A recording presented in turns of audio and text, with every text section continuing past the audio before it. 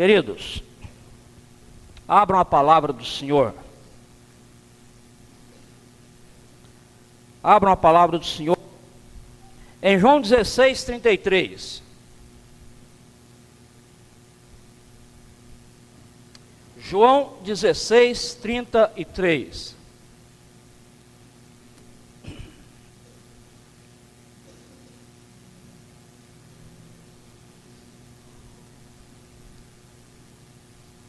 Vamos ler juntos esse versículo. Eu estou usando aqui a revista atualizada. Vamos ler juntos? Leiamos então. Essas coisas vos tenho dito, para que tenhais paz em mim. No mundo passais por aflições, mas tende bom ânimo, eu venci o mundo. Essas coisas vos tenho dito, para que tenhais paz em mim. No mundo passais por aflições, mas tende bom ânimo, eu venci o mundo. Queridos, a palavra do Senhor diz que para o perverso não há paz. E não há paz porque o seu coração é como um mar agitado, que lança para fora sempre um material corrompido, decomposto. Não sei quantos de vocês puderam crescer próximo a um rio mais raso, um poço, que ao entrar ali, você sente seu pé afundar, e aquela água que outrora parecia clarinha, de repente se torna uma água suja, porque o seu fundo foi remexido. E aí de repente você vê que está nadando em meio ao barro. Isso aconteceu algumas vezes comigo, ali na região de Patos de Minas. Jesus diz que é do coração do homem que procedem os maus desígnios, tudo aquilo que impede a paz do ser humano. Toda essa confusão que há no Oriente Médio, toda aquela confusão que agita aquele pessoal que de repente, passado algum tempo do tratado de paz, eles começam a ficar inquietos. A vida aqui está muito mansa, a vida aqui na nossa região está muito tranquila. Estamos precisando soltar umas bombinhas, armar uns homens bombas. Acho que está na hora de começarmos uma guerra. Não, acostumaram com isso, não conseguem ter paz, não conseguem perceber a gravidade da sua aflição, da sua angústia e a sua incapacidade, a impotência de alcançar a paz para aquela situação em que vivem. Nem a paz social, nem a paz na sua consciência, a paz nos seus corações. Jesus diz em João 14, 27, que ele estava deixando a sua paz aos discípulos, ao dizer: a minha paz vos dou, e não vou lá dou como o mundo dá, porque o mundo na verdade não dá paz. O mundo na verdade não dá paz.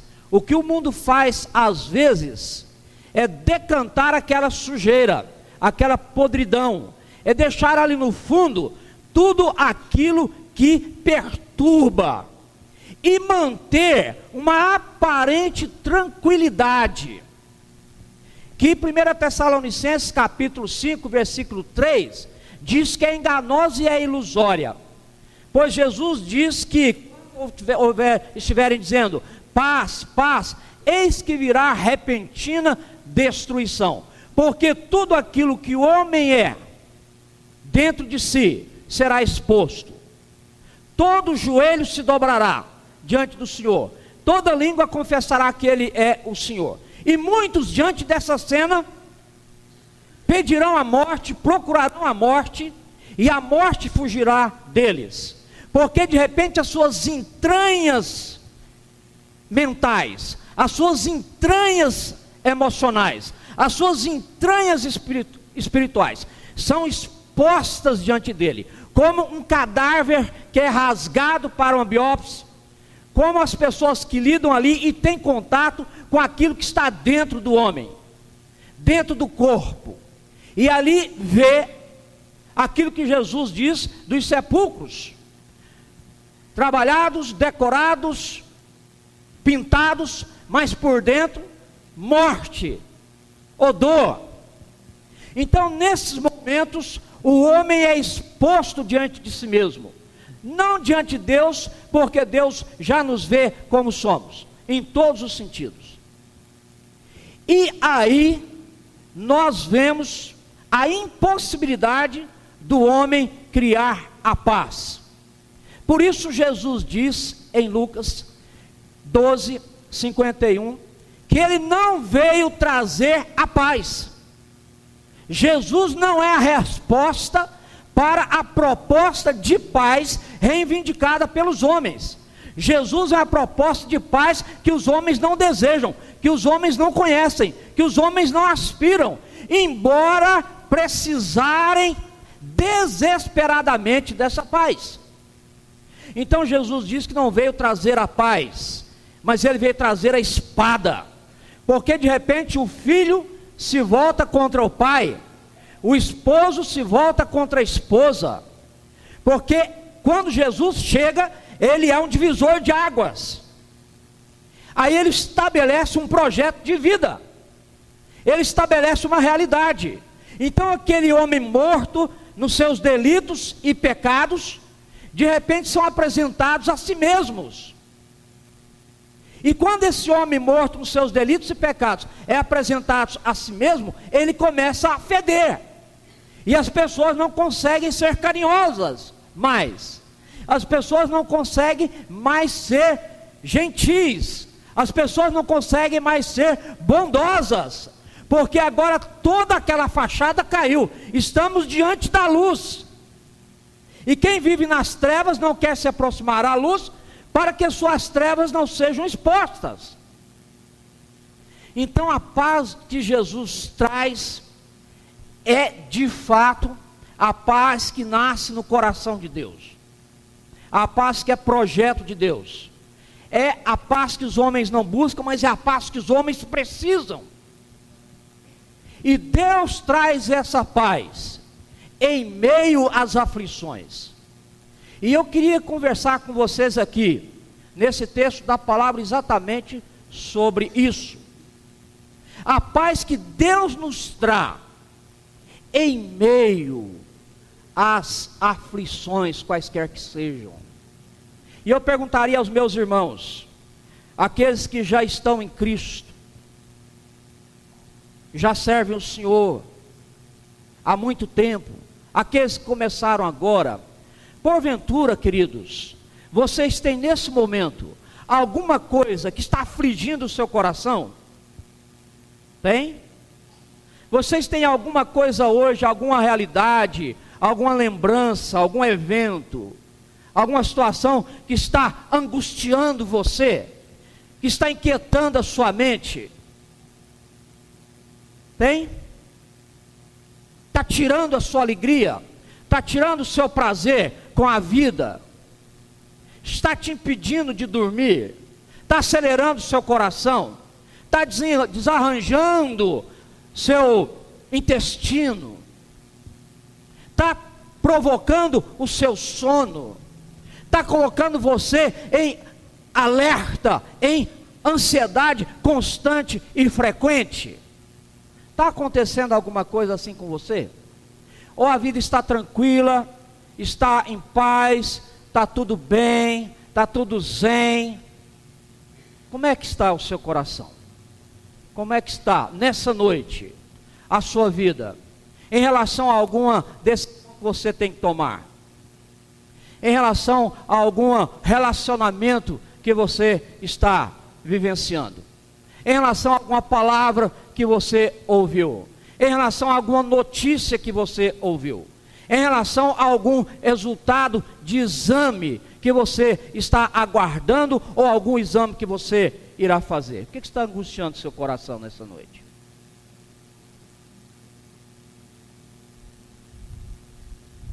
Eu quero dizer para você, em nome de Jesus, que Deus quer que você saia com seu coração apacentado daqui dessa noite. Eu quero dizer para você, em nome de Jesus, pela palavra, que Deus quer trazer paz ao seu coração, nesse momento de aflição que você está sentindo. É uma dificuldade com a rebeldia do filho, é uma dificuldade com o vício do cônjuge. Deus trouxe você aqui para você adorar a Deus, para você cultuar a Deus. Os irmãos oraram, o pastor Edgar orou, para que Deus receba, para que Deus conduza, e Deus está fazendo isso, e Ele está recebendo o nosso culto, porque o fazemos por meio de Jesus. Hebreus 13:15, apresentamos sacrifício de louvor, que é fruto do lábio daqueles que confessam o nome de Jesus. Por meio de Cristo nós estamos fazendo isso. Então Deus trouxe você aqui para isso, mas Ele trouxe você também para tocar o seu coração. Ele trouxe você também para tocar a sua realidade. Ele trouxe você também para tocar o seu corpo. Ele trouxe você para tocar a sua alma, os seus relacionamentos, a sua vida, a vida da sua família. Deus vai fazer isso nessa noite. Deus quer trazer a paz nessa noite, a aflição do seu coração.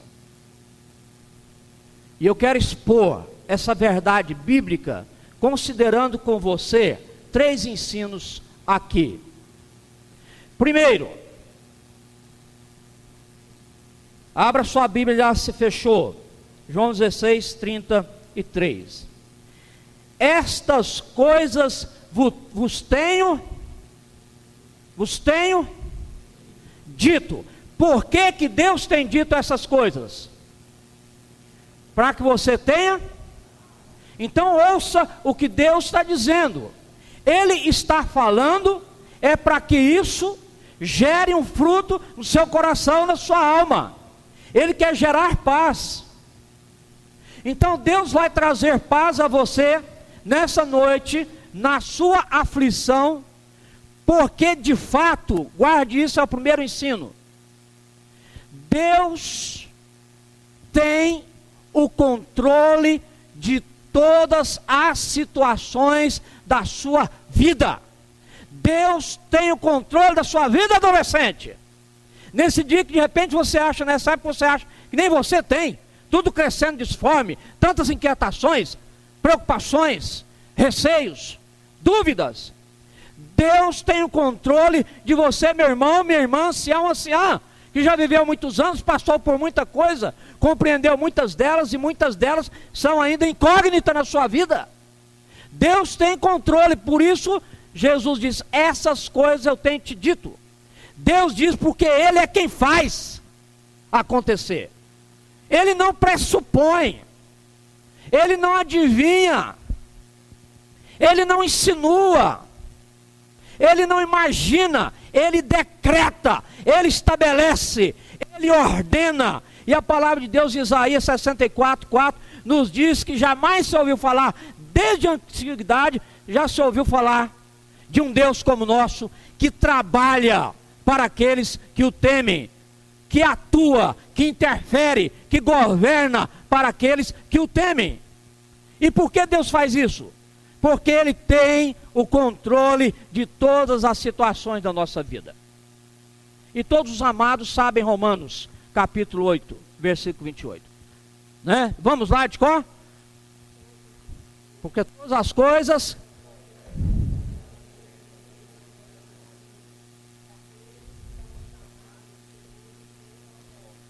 Todas as coisas cooperam para o bem daqueles que amam a Deus, daqueles que são chamados segundo o seu propósito. Deus age de acordo com o propósito dele, eterno, que jamais pode ser confundido, que jamais pode ser contestado, que jamais pode ser mudado, que jamais pode ser impedido. Então Deus tem o controle da minha vida, Deus tem o controle da sua vida. Eu tinha um amigo adolescente lá na Lagoinha, Patos de Minas. Menino que a gente cresceu junto, frequentando a classe bíblica da escola dominical, EBF. Um menino que estava com 16 anos, toda uma vida para frente, mas de repente é cometido de um câncer, que foi tomando todo o seu rosto, e ao final, ficando de fora ali, sem aqueles panos, só o seu olho, seu nariz e parte da sua boca. Tudo mais isso envolto num pano. E nós lá visitando o pastor Gessé Chagas de Patrocínio, lá presente, era um pastor que dá atos pastorais lá. E nós lá tendo um culto naquela casa do senhor Domingos, 3 horas da tarde, após terminado o culto. Aquele irmãozinho disse: pastor, eu já estou cansado, tem doído muito, é difícil para comer, é difícil para falar, é difícil para banhar. Eu queria tanto encontrar com meu Deus. Eu já estou preparado para me encontrar com Ele. Peça a Ele que me leve. Com essas palavras. Pastor Gessé, também muito emotivo, sentado numa cadeira de frente a ele é sentado na cama. E ele disse: meu filho, Deus tem o controle de todas as coisas na sua vida. Se Deus quiser, Ele pode levá-lo sim. Se Deus não quiser, está difícil, talvez fique mais difícil, mas Deus vai cuidar de você. Mas vamos orar. Repete comigo. Eu oro e você fala. E o reverendo Gessé começou a orar, dizendo aquelas palavras: Pai, está tão difícil. E foi repetindo as palavras daquele adolescente. O Senhor podia me levar. E o menino repetiu: o Senhor podia me levar. E daí a pouco, o pastor Gessé disse: em nome de Jesus, amém, em lágrimas. E falou novamente: em nome de Jesus, amém. E ele abriu seus olhos. Aquele adolescente havia sido levado para a presença de Jesus.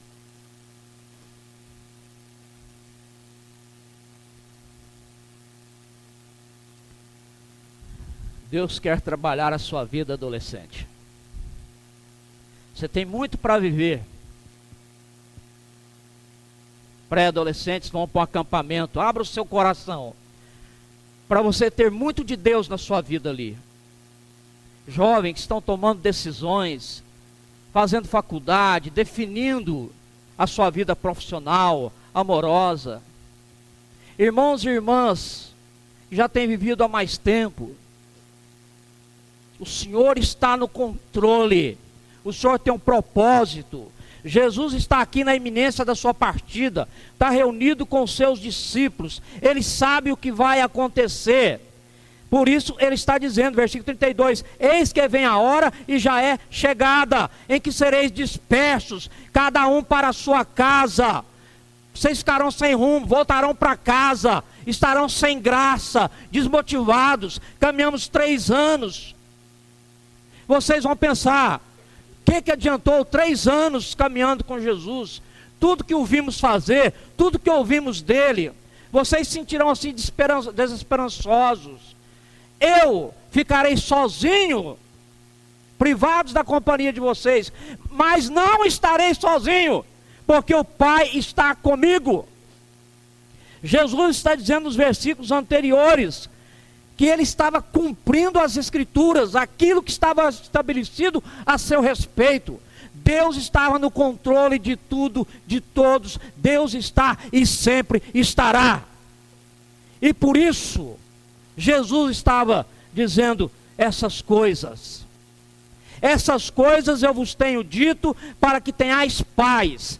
Porque se perceberem que Deus está no controle de todas as coisas, aí sim, nós creremos o que o pastor Lucas leu, falou de Abacuque, e nós creremos o que nós cantamos, as palavras de Abacuque. Ainda que não haja fruto na videira, ainda que não haja o gado no pasto, ainda que haja tudo isso, ele diz que a alegria dele seria o Senhor. O Senhor tem um propósito, e nada acontece na nossa vida sem propósito. E esse propósito do Senhor é direcionado por Ele. E Ele quer revelar a sua glória através da realização desse propósito. E Ele quer edificar a sua vida, abençoar a sua vida, trazer o seu coração para Ele, através da realização desse propósito. Por isso o inferno se levanta contra, e a palavra de Deus diz: edificarei a minha igreja, e as portas do inferno não prevalecerão contra ela. O valente se levantou, o mais valente o amarrou.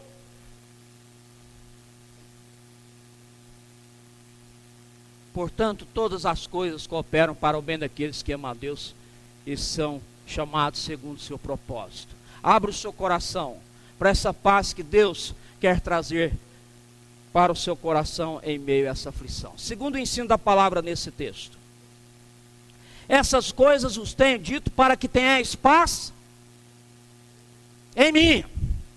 Essa paz que Deus traz, ela está intrinsecamente vinculada a Jesus. Ela não está vinculada a circunstâncias. Ela está vinculada a uma pessoa. Isaías 9 nos diz que o seu nome é Conselheiro, Pai da eternidade, Deus forte, Pai da eternidade, Príncipe da paz. Príncipe da paz. Ele é o príncipe da paz. Romanos capítulo 5 nos diz lá que, portanto, nós temos paz com Deus mediante a fé. A fé em quem?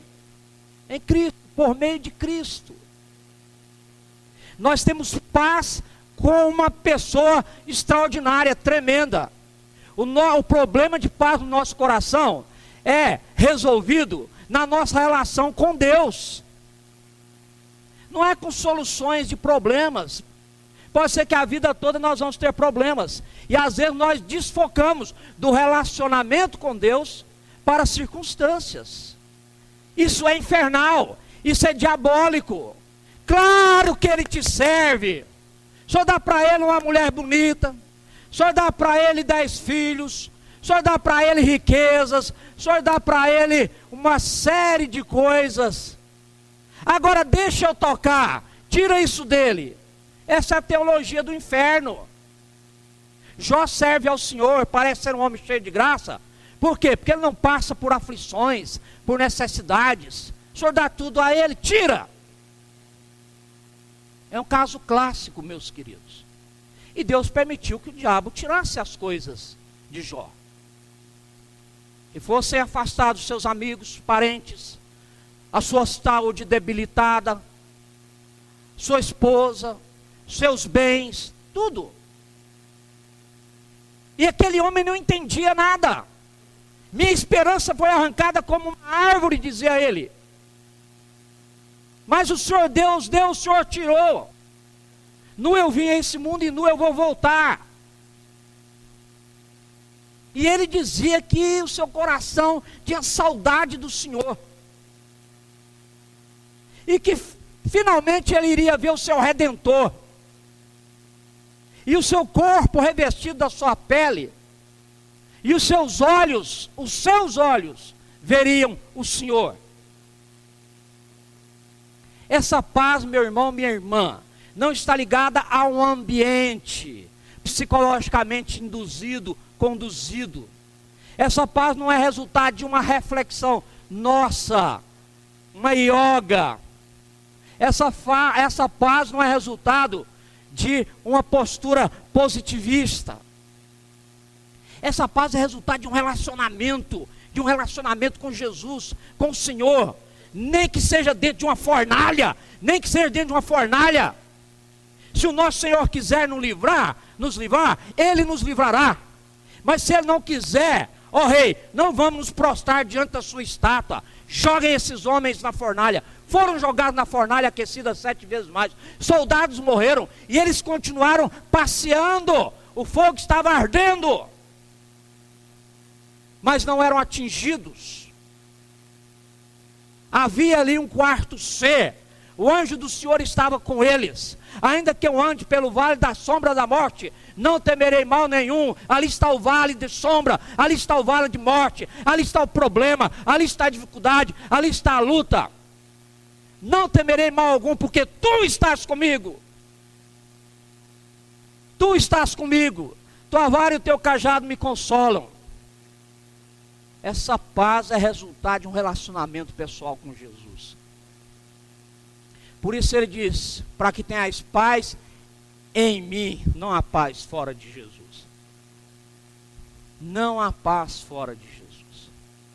Essa paz é relacionamento com Jesus. Por isso no versículo 20, ao final ele diz, a vossa tristeza se converterá em alegria. Lá no versículo 22, e a vossa alegria ninguém poderá tirar. No versículo 24, final, e a vossa alegria seja completa. Por quê? Porque o próprio Pai vos ama. O próprio Pai vos ama. E ele está dizendo essas coisas, versículo 13 do capítulo 17. Para quê? Para que eles tivessem o gozo completo em si mesmos, por aquilo que Jesus representava nas suas vidas. Intimidade com Jesus. Salmo 25:14. A intimidade do Senhor é para aqueles que o temem, aos quais Ele dará a conhecer a sua aliança. Não vos chamo mais servo, mas amigos, porque tenho-vos dado a conhecer o que ouvi de meu Pai. Amigos de Jesus. Relacionamento, querido. Relacionamento, querida. Intimidade com o Senhor. Conhecer o coração de Jesus. Conversar com Jesus. Ouvir Jesus. Imitar Jesus. Deixar-se encher por Jesus. A sua opção é Jesus. Ele não é uma alternativa. Ele é a opção. A paz de Deus está vinculada a Jesus. Onde Jesus entra tem paz com Deus. E uns com os outros que conhecem essa paz. Ok. Essas coisas os tenho dito para que tenhais paz em mim. Essa paz está vinculada a Jesus. E por fim, quero desafiar o seu coração. No mundo passais por aflições. Eu tenho visto isso. Vou continuar vendo. Mas tende bom ânimo. Tenham esperança. Levantem a cabeça. Porque eu venci o mundo. Queridos, se eu tivesse a tarefa de vencer o mundo, eu entraria em desespero. Eu vou ao mundo. Jesus disse que não era do mundo e nem mais nós somos, porque Ele nos tirou do mundo, mas nos envia ao mundo para sermos instrumentos do Senhor. Somos sal da terra e luz do mundo, para influenciar vidas. Mas nós não temos que vencer o mundo. Nós temos é que tirar pessoas disso. Porque Jesus já venceu. Jesus já venceu. Estava conversando com um rapaz em Vianópolis, e ele falando de um grande prejuízo que ele teve. Ele comprou uma terra, fez as consultas devidas e tal, aquela coisa toda, pagou a terra. Daí a pouco, o que acontece? Um proprietário anterior ao que vendera para ele, o procurou com documentação e tudo mais. Essa terra é minha. Como assim? Eu comprei a terra. Sim, mas você comprou de quem não me pagou. Então a terra é minha. O camarada vendeu a terra 2 vezes. E ele ficou no prejuízo. Um alto prejuízo. Jesus já venceu o mundo. Se nós quisermos batalhar para vencer o mundo, nós vamos ter prejuízos em cima de prejuízo. Jesus já venceu o diabo. Nós não temos que lutar para vencer o diabo. Jesus já venceu.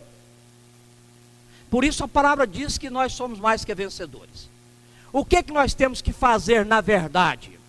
Quando Jesus diz assim: no mundo passais por aflições, mas tem de bom ânimo, venci o mundo. Por que Jesus não diz assim: e também vós vencereis? Às vezes por conta própria nós acrescentamos, mas isso não é muito bíblico não. Eu venci o mundo, então vocês podem fazer igual o ensino espiritualista ensina. Jesus é o Salvador? Sim. Se você perguntar, se tiver algum espírito aqui, quero convidar você a examinar isso, para a bênção do seu coração. Então o ensino espírita diz assim: Jesus é o Salvador. Nós também dizemos, não dizemos? Jesus é o Salvador. O espírita também diz. Agora a Bíblia diz que Jesus é o nosso Salvador porque Ele se colocou no nosso lugar. Ele que não era pecado, se fez pecado em nosso lugar. Ele sofreu a ira de Deus e por suas pisaduras nós somos sarados. Não é isso que o Espírito ensina. Ele ensina assim: se você fizer as coisas que Jesus fez, então você também vai ser salvo. Na verdade, ele está ensinando assim: você é o seu Salvador. Você não é salvo pela obra de Jesus. Ele é só um exemplo. Faça as coisas que Jesus fez, viva como Ele viveu, que você vai ser salvo. Salvação pelas obras. É antibíblico isso. Mas usa a terminologia: Jesus é o Salvador. Então, meus queridos, nós não temos que vencer o mundo. O mundo já foi vencido por Jesus. Ele está dizendo: eu venci. Por isso ele não acrescentou aqui: portanto vós vencereis. Ele diz assim: já sois vencedores. O que nós precisamos fazer é tomar posse. O que nós precisamos fazer é tomar posse da vitória de Jesus sobre o mundo. A nossa vitória é a vitória de Jesus. Por isso, tomando posse da vitória de Jesus, do que Jesus fez por mim, por você, o Espírito Santo aplicando isso no nosso coração, aí somos mais que vencedores por meio daquele que nos amou. Por isso 1 João diz o que diz. Olha lá, 1 João, capítulo 4, capítulo 5,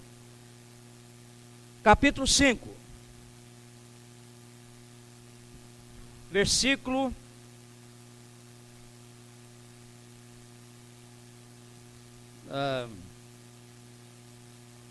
4. Leamos juntos. 1 João 5, 4. Leamos. Porque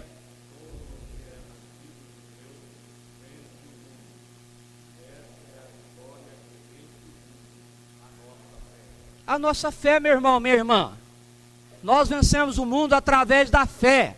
E ao que a fé nos leva? A nos colocarmos totalmente na dependência das promessas de Deus, da ação de Deus, a recebermos aquilo que o Senhor nos ofereceu. Quem é que vence o mundo, senão aquele que crê ser Jesus, o Filho de Deus?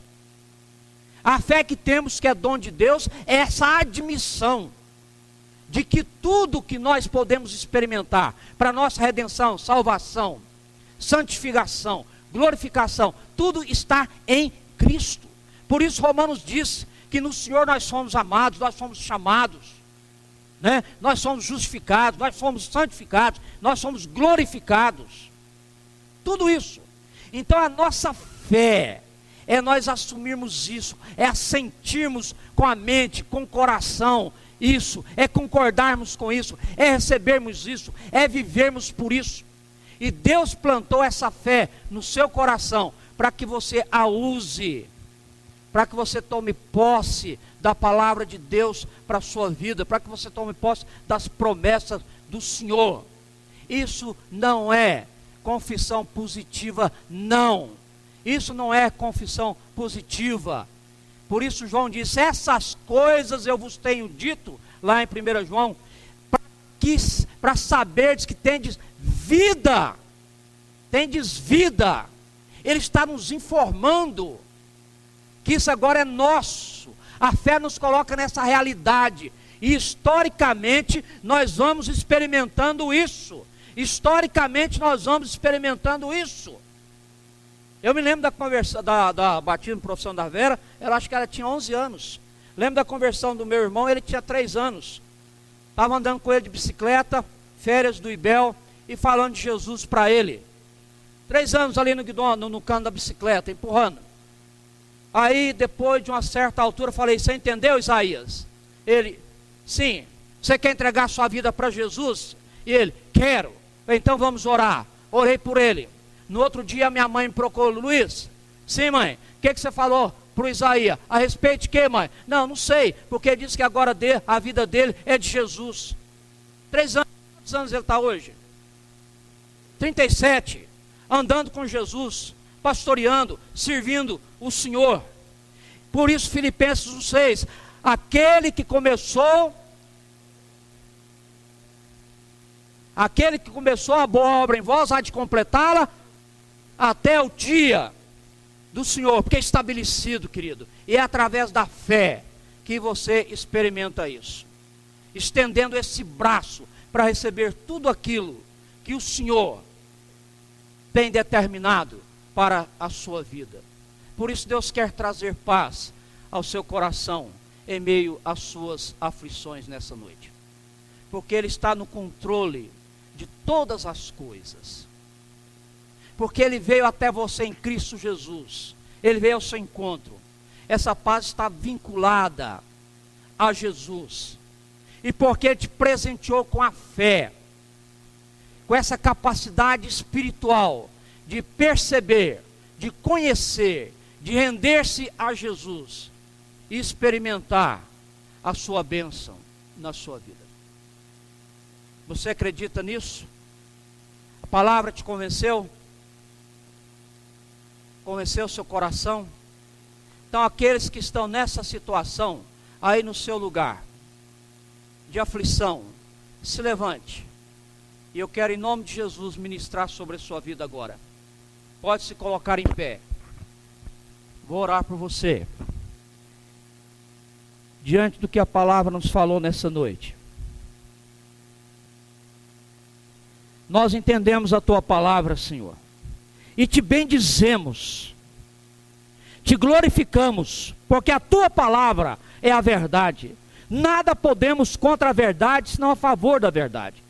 E esse povo santo do Senhor, esse povo amado do Senhor, esse povo propriedade exclusiva do Senhor, esse povo que é sacerdote do Senhor, está diante do Senhor, esse rebanho do Senhor, esses filhos do Senhor, esses irmãos e irmãs de Cristo Jesus, estão dizendo que eles concordam, Senhor, com esta fala do Senhor sobre as suas vidas.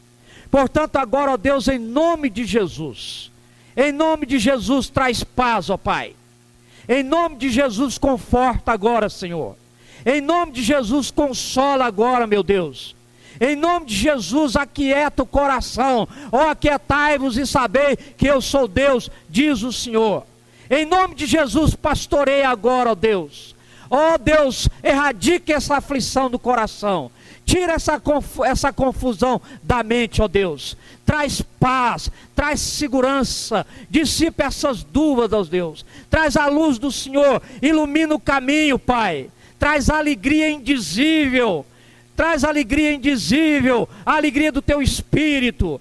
Deus amado, esses queridos vão para suas casas, leva-os da tua paz, livra de todo mal, vão chegar nas suas casas, colocarem as suas cabeças nos travesseiros, e vão dormir, e vão dizer para o Senhor: em paz me deito, e logo pego no sono, porque Senhor, só Tu me faz repousar seguro.